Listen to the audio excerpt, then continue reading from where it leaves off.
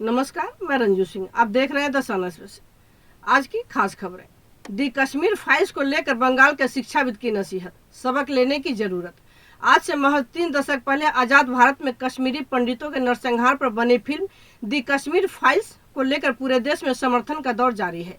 कई जगहों पर इस फिल्म का भारी विरोध भी हो रहा है। पश्चिम बंगाल के कुछ लोगों ने इस फिल्म को देखकर सबक लेने की नसीहत देते हुए कहा है कि बंगाल के भी हालात इसी तरह से हो सकते हैं अगर समय पर इसी से सबक लेकर एकजुटता नहीं दिखाई गई तो। एक वरिष्ठ शिक्षाविद डॉक्टर अचिंत्य विश्वास ने दी कश्मीर फाइल्स के बारे में सोशल मीडिया पर धरना शीर्षक के तहत लिखा। कश्मीर में पंडितों के कत्लेआम पर अजीबोगरीब बातें की जा रही हैं।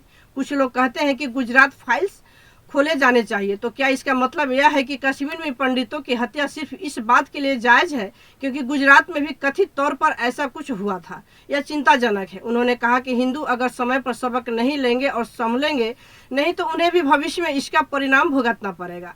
भारत में बड़े पैमाने पर धर्मांतरण पर लिखी गई सुप्रीम कोर्ट के अधिवक्ता भगवान दास की किताब का जिक्र करते हुए उन्होंने कहा कि जो लोग आज खुद को कट्टर मुसलमान कहते हैं अथवा ब्राह्मणों से अलग कहते हैं, उन्हें एक बार इस किताब को पढ़नी चाहिए। कश्मीरी हिंदुओं के साथ जो कुछ भी हुआ उसी से समय पर सबक ले लेने की जरूरत है। हालांकि बंगाल के कुछ बुद्धिजीवी इस फिल्म को भाजपाई राजनीति का हिस्सा मानते हैं। टेट परीक्षार्थी बढ़ रहे थे ममता बनर्जी के आवास की ओर, पुलिस से टकराव। पश्चिम बंगाल में प्राथमिक पात्रता परीक्षा टेट उत्तीर्ण परीक्षार्थियों ने नौकरी की मांग को लेकर बुधवार को जमकर विरोध प्रदर्शन किया। हजरा मोड़ पर एकत्रित हुए सैकड़ों संख्या में परीक्षार्थियों ने पहले तो नौकरी देने के संबंध में नारेबाजी की, उसके बाद कालीघाट स्थित मुख्यमंत्री ममता बनर्जी की आवास की ओर बढ़ने लगे। पुलिस ने इन्हें बीच रास्ते में ही रोक दिया, जिसकी वजह से पुलिस कर्मियों के साथ उनका जमकर टकराव हुआ है। आरोप है कि शांतिपूर्वक तरीके से मुख्यमंत्री आवास की ओर बढ़ रहे परीक्षार्थियों पर पुलिस ने बल प्रयोग किया, इन्हें तितर बितर करने के लिए लाठीचार्ज किया, जिसकी वजह से हालात बिगड़ गए। कुछ परीक्षार्थियों को पुलिस ने हिरासत में ले लिया है, जिन्हें लाल बाजार स्थित सेंट्रल लॉकअप ले जाया गया है। परीक्षार्थियों का कहना है कि 2014 में ही उन्होंने परीक्षा पास की, लेकिन आज तक उन्हें नौकरी नहीं दी गई है। तृणमूल पार्षद की हत्या के लिए दी गई थी 4 लाख की सुपारी, बिहार से लाए गए थे हथियार।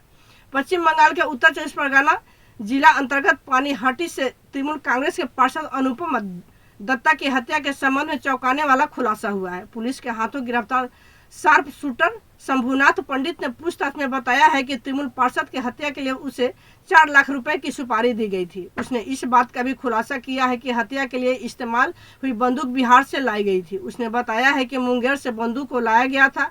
हालांकि उसने अभी तक इस बात का खुलासा नहीं किया है कि हत्या की सुपारी किसने दी थी।